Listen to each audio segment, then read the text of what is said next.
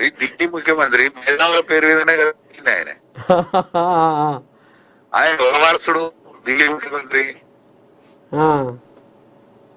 ఆయన ఇప్పుడు మన గంటలో పెట్టుకొని పేద మనిషి ఆయన శిష్యరోగుల్ని బతికిడు కదా. ఆయనే అవినీతి ఆరోపణలు ఎదుర్కొని ఆయన జైలుండే, నువ్వు జైలుండి ఆ దందా పాడైపోను. ఆ దందా నువ్వు అన్నట్టు ఆ దందా కూడా మచ్చ తెచ్చింది. జనాలు ఏమంటారు, అడిగి పోతే ఇంటారే నువ్వు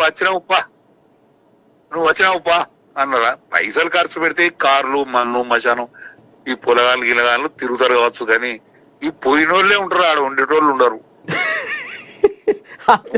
రారే ఎందుకంటే ఇది నువ్వు అన్నట్టు ఈ మచ్చ బాగా ఇదైపోయింది. మరి ఈ మచ్చని రూపుమాపుకుందామని పోతుందా ఏం కథ? ఇది సారదా మచ్చ గ్రామాలల్లా ఆడోళ్లకు స్త్రీ జాతికి మనిషి తాగాలి అన్న మొగుడు తాగి రావాలని కాదే. అబ్బా అంతే ఉండదు.